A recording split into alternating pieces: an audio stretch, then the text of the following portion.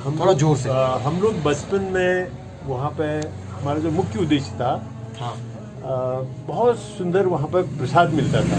हाँ वैसे मेरी आस्था नहीं थी उसमें, मतलब मेन मकसद प्रसाद का था। हाँ। एक बार ये हुआ कि हम लोग 7 या 8 में पढ़ते थे, मेरी अकस्मात आंखें बंद हो गई। अच्छा। आंखों में बहुत दर्द होने लगा। हाँ। फिर मैंने कैची बाबा को आवाज लगाई, मैंने कहा बाबा अगर तुम में कोई शक्ति है मेरी आंखें खोल दो। अच्छा। और ये कहना था कि मेरी आंखें खुल गई। अरे फिर मैं दौड़ा गया। हाँ। ऊपर बैठ के खाते थे, फिर हाथ वाथ धो लेते थे। अच्छा। हाथ धो करके फिर लाइन में लग जाते थे। अच्छा। तो जब 2 बार 3 बार हो गया, जब तृप्ति हो गई, तो जो प्रसाद बांटने वाला था वो मंद मंद मुस्कुराता था। उसे मालूम है 2-3 बार, 1-1 घंटे हम लोग लेट में जाते थे ताकि नीप करोरी बाबा जी, नीप करोरी बाबा जी, नीप करोरी बाबा जी, नीप करोरी बाबा जी, नीप करोरी बाबा जी, नीप करोरी। हरे राम राम राम हरे कृष्णा, हरे कृष्णा कृष्णा कृष्णा हरे हरे, हरे राम राम राम हरे हरे, हरे कृष्णा कृष्णा कृष्णा हरे कृष्णा। दोस्तों नमस्कार, मैं विजय वर्मा। मैं आज फिर आपको मैं उन लोगों से मिला रहा हूं जिन लोगों ने नीम करोरी बाबा जी देखे थे, साक्षात दर्शन किए थे। तो इसी कड़ी में आज मैं हूं जोशी जी के साथ, जो अभी भवाली में रहते हैं, जिनका जोशी होम्योपैथिक करके हॉस्पिटल है, छोटा सा एक क्लिनिक है, जहां ये अब देश सेवा कर रहे हैं, मरीजों के तुम्हारे सेवा कर रहे हैं। कभी अगर आपको कुछ प्रॉब्लम हो तो आप यहाँ आ सकते हैं। इनके पीछे दिख रही होंगी दवाइयाँ, मैं अभी वहीं बैठा हूँ। तो चलिए उनसे जानते हैं कि क्या हुआ था उस टाइम में नीम करोरी बाबा जी के बारे में। हाँ नमस्कार सर। हाँ नमस्कार। आपका नाम? मैं महेश चंद जोशी।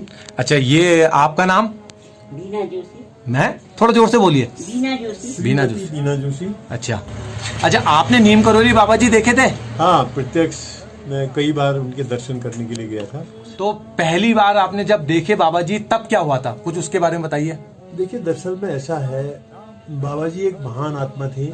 हाँ तब लोग थोड़ा जोर से। हम लोग बचपन में वहाँ पे हमारा जो मुख्य उद्देश्य था, हाँ। बहुत सुंदर वहाँ पर प्रसाद मिलता था। अच्छा। वो प्रसाद की लालसा हमको बाबा जी तक पहुँचा देती थी। अच्छा। तो हम लोग, इतना बढ़िया प्रसाद मिलता था, 4 पूड़ियाँ मिलती थी शुद्ध घी की। अच्छा। उसमें इतना सुंदर स्वाद होता था, उसको लेके हम नदी के किनारे बैठ के खाया करते थे। तब नदी बहुत साफ स्वच्छ थी, प्रसाद इतना नैसर्गिक, इतना सुंदर होता था, इतना स्वाद होता था। हम लोग नदी के ऊपर बैठ के खाते थे, फिर हाथ वाथ धो लेते थे। अच्छा। हाथ धो करके फिर लाइन में लग जाते थे। अच्छा। तो जब 2 बार 3 बार हो गया, जब तृप्ति हो गई, तो जो प्रसाद बांटने वाला था वो मंद मंद मुस्कुराता था। उसे मालूम है 2-3 बार, 1-1 घंटे हम लोग लेट में जाते थे ताकि हमें कोई पहचान ना सके। और स्वेटर पहनिए तो स्वेटर उतार लेते थे। अच्छा। फिर भी दोबारा तिबारा में पकड़े जाते थे। फिर वो कुछ कहता नहीं था, फिर मंद मंद मुस्कुराता था। उसे मालूम था यार इनको बच्चे हैं, खाने दो। अच्छा।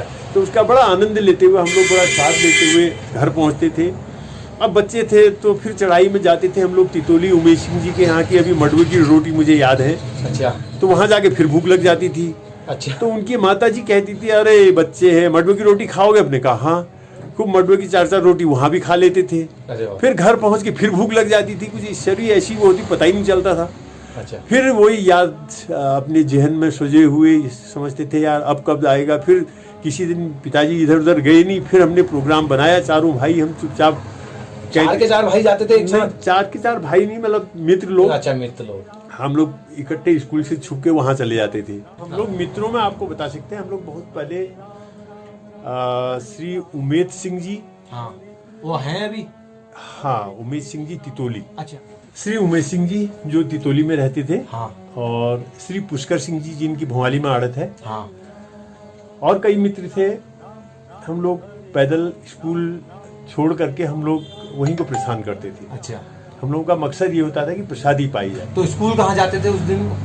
उस दिन हम लोग स्कूल छोड़ करके, जिस दिन हम लोग अमूमतः वो दिन ढूंढते थे जब पिताजी कहीं इधर उधर होते थे, तो हम मम्मी से कहते थे कि हम स्कूल जा रहे हैं। तो हम लोग बाया तितोली पैदल चले जाते थे। अच्छा। तो स्कूल तो तल्ला रामगढ़ में था? हाँ, स्कूल तल्ला रामगढ़ में था। मैं SNS इंटर कॉलेज का विद्यार्थी रहा हुआ हूँ। अच्छा। तो हम लोग वहाँ से तितोली से फिर नीचे को कैंची। एक बार ये हुआ, हाँ, वैसे मेरी आस्था नहीं थी उसमें, मतलब मेन मकसद प्रसाद का था। हाँ। एक बार ये हुआ कि हम लोग 7 या 8 में पढ़ते थे, तो अकस्मात ये हुआ कि 4-5 मित्र थे, जंगल से हम लोग आ रहे थे, मेरी अकस्मात आंखें बंद हो गई। अच्छा। आंखों में बहुत दर्द होने लगा। तो दोस्तों ने कहा यार छोड़ो भाई, हम तो चलते हैं, तेरी आंख जब ठीक हो जाए तो आ जाना। अब जंगल में मैं बहुत रोया, आंखें खुलने का नाम नहीं ले रही थी। ऐसा लग रहा था किसी ने मिट्टी डाल दी हो। तो बहुत ज्यादा परेशानी जब हुई, फिर मैं रो गया दिल से। मैंने कहा अब यहाँ कोई बाघ तो मुझे खा ही जाएगा। अच्छा। तो अब मैं जोर से चिल्लाने लगा। हाँ। फिर मैंने कैची बाबा को आवाज लगाई। मैंने कहा बाबा अगर तुम में कोई शक्ति है मेरी आंखें खोल दो। अच्छा। और ये कहना था कि मेरी आंखें खुल गई। अरे, फिर मैं दौड़ा गया। हाँ, कैंची धाम गए? कैंची धाम गया। यार दोस्त भी तब तक पहुंच गए थे, बहुत खुश था मैं। और वो जहाँ बाबा जी कृष्ण भगवान का मंदिर है, उसका जल जो नीचे बहता है, उस जल से मैंने आंखें धोई। और वो दिन है, आज का दिन है, मुझे आंखों की कोई दिक्कत नहीं हुई। अच्छा। तो उसी दिन से एक दिल में आस्था कर गई कि बाबा के बहुत शक्ति है। अच्छा। तो पहले हम लोग प्रसादी के बहाने जाया करते थे, लेकिन आज यह है कि एक शक्ति है, एक आस्था है, कुछ तो है जो कि देश से लोग आते हैं, विदेश से लोग आते हैं। विदेशों में बाबा जी के बहुत अनुयायी हैं। अच्छा। कुछ तो है। आज भी हम उनका चढ़ाया हुआ कमल हमारे घर पर रखा हुआ है। अच्छा, घर पे रखा हुआ है? हाँ, घर यहाँ है अभी? यहाँ पर है। अच्छा, तो चलो अभी कम्बल भी देखेंगे। जो चाय बागान के जो मैनेजर हैं पाटनी जी, हाँ, तो उनके भक्त हैं। और चाहे वो उनका, और जोशी जी जो वहाँ के मैनेजर हैं कैंची में, हाँ, और अन्य बाबा लोग भी। कोशिश करता हूँ मैं यहीं से उनको दवाइयाँ वितरित करने की, मेरी दवाइयाँ जाती हैं वहाँ पे। अच्छा। तो एक बार, अब मेरा एक कार्यक्रम ये हो रहा है कि एक बार जब ये लॉकडाउन वगैरह खुल जाए, हाँ, तो कैंची में निःशुल्क होम्योपैथिक का शिविर लगाकर वहीं के लोगों की सेवा की जाए। अच्छा। आशा है बाबा जी मुझे जल्दी बुलाएंगे और मैं वहाँ के लोगों की सेवा कर पाऊंगा। वैसे अधिकांशतः लोग कैंची वाले सब यहीं पर दवा के लिए आते हैं। तो मुझे ये बताइए, जब पहले दिन आप बाबा जी से मिले थे, उस दिन क्या हुआ था? बस बाबा जी के चरणों में बैठे थे और कुछ मांगने को था नहीं। बस दर्शन किया उनके पाँव से, जैसे सब लोग उनके पाँव छूते थे वैसे हम भी छूते थे। अच्छा। क्योंकि तब कुछ तमन्ना नहीं थी क्या बनूंगा, क्या करना है, और कुछ जिज्ञासा ही नहीं होती थी मन में तो उनका प्रसाद बटा रहता था। प्रसाद खा के कुछ इस तरीके का हिप्नोटाइज हम लोग हो जाते थे कि कुछ मांगने की इच्छा ही नहीं होती थी। अच्छा। तब हम लोग ये समझते नहीं थे कि कुछ मांगना भी है बाबा जी से। अच्छा। संपूर्ण बस एक प्रसाद की तृप्ति लिए हुए हम लोग घर पहुंचते थे। अच्छा। बताइए, तो उस टाइम में बाबा जी दिखते कैसे थे? बाबा जी में एक अद्भुत तेज था, जो उनके चारों तरफ बैठते थे, सब आनंदित महसूस होते थे। बस बड़े बड़े लोग वहाँ पर पहुँचते थे, एक नज़र वो देख लेते थे। हमेशा उनकी नज़रें झुकी हुई और प्रसन्न लगते थे, और लोगों का तांता लगा रहता था। बड़े दूर दूर से लोग आते थे। तब हमें ये भी पता नहीं था कि इनसे कुछ वरदान मांगा जाता है। हम तो बस बैठ के, थोड़ी देर बैठ के उनके चरणों में हाथ लगा करके वापस चले आते थे। अच्छा, उस टाइम में उम्र क्या थी आपकी? मेरी उम्र रही होगी 14-15 साल। और अभी उम्र क्या है? अभी उम्र मैं 79 के करीब पहुंच गया हूँ। अच्छा। अब भी वही आस्था है। अब भी जब भी हमारे पास समय होता है, अब गुरुजी से मिलने जो उनके सहयोगी थे, तो उनको देख के याद आ जाती है उनकी। वो अभी शायद उनका नाम जोशी जी है जो प्रबंधक हैं। हाँ। अभी भी उनकी सेवा में, जोशी जी। हाँ, अभी उनकी सेवा में हम पहुंच जाते हैं, बहुत याद करते हैं हमको। अच्छा। और पाटनी जी के साथ पहुंच जाते हैं वहाँ पे। अच्छा। तो और कई प्रेमी लोग हैं, कभी कोई न कोई यहाँ आके पहुँचता है, चलो भाई बाबा जी से मिलने। तो मैं भी यहाँ से ऐसा लगता है कि बाबा जी का बुलाया आया है। कभी हम दोनों पति पत्नी पहुँच जाते हैं। श्रीमती जी हमारी, हम लोग सपत्नीक जाते हैं। अच्छा। इनको भी बाबा जी तो नहीं, तब तक तो बाबा जी का देहावसान हो गया था। हमारी शादी के बाद भी हम लोग सपत्नीक कई बार गए। फिर ये न्यूजीलैंड के भ्रमण के बाद आई। अच्छा। तो जब ये प्रधानाध्यापिका थी तो इनका रिटायरमेंट हो गया। रिटायरमेंट के बाद बालिका हमारी न्यूजीलैंड में है। अच्छा। ये वहाँ होके आई, तो बालिका ने भी इच्छा जाहिर की कि आप बाबा जी से ज़रूर मिल लें। वो भी बाबा जी जब भी आती हैं वहाँ से बाबा जी से आशीर्वाद जरूर लेती हैं। अच्छा। तो उसके बाद भी न्यूजीलैंड से आने के बाद भी ये वहाँ पर होके आई, और जब भी कोई मन्नत मांगनी हो वहीं पहुँच जाते हैं। बस अब तो हमें मतलब फेसबुक में ही बाबा जी की जय बोल देते हैं तो कुछ न कुछ प्रसाद ऐसा लगता है कि हाँ मिल जाता है। अच्छा, तो उस टाइम में कैंची धाम कैसा था? कैंची धाम अकल्पनीय था, बहुत सुंदर था। ऐसा लगता है जैसे उस समय था वैसे ही अब भी है। अब क्या चेंज हुआ है? अब चेंज ये हुआ है कि दुकानदार बहुत ज़्यादा हो गए हैं। बस वहाँ का कड़ी भात प्रसिद्ध है। मेरे को बाबा जी की जो मुलाकात आपने बताई, हाँ। कि आपने किस तरीके से, आपने क्या बोला, क्या बाबा जी बोलते थे, या भक्तों से आप बाबा जी क्या बोलते थे, उनके जो शब्द जो बोलते थे, ये जाओ जाओ प्रसाद ले लो, वो चीज को अगर आपको कुछ याद हो तो वो चीज हाँ, बस ये था। मुझे तो पता नहीं कि क्या बोलते थे, उनका आपस में ही कुछ वार्तालाप होता था, बहुत धीरे से कुछ कहते थे, भक्त आते रहते थे, बड़ा शांतिपूर्ण वातावरण रहता था। हाँ बताइए। क्या बोलते थे वो कि बाबा जी बस उनका यही था कि आइए प्रसाद पाइए, और प्रसाद लेते रहते थे, बड़ा आनंदमय वातावरण रहता था उनका। बाबा जी का ऐसा था, बड़े मृदु वचन थे, बहुत धीरे धीरे बोलते थे। उनके समीप वाले ही उनके जो समीप रहते थे, हाँ। वही उनकी बातें सुन पाते थे। तो कैसा स्वरूप था बाबा जी का? बाबा जी का स्वरूप बड़ा लावण्य था, चारों ओर शांति थी और बहुत अच्छा वातावरण था वहाँ पे। और बाबा जी के समीप रोज तांता ही लगा रहता था। मुझे तो ये समझ में नहीं आता था कि लोग किस लिए आते हैं। अच्छा। मैं ये समझता था कि लोग प्रसादी पाने आते हैं। अच्छा। लेकिन बड़े दूर दूर से हमेशा वहाँ पर वातावरण बड़ा भव्य रहता था।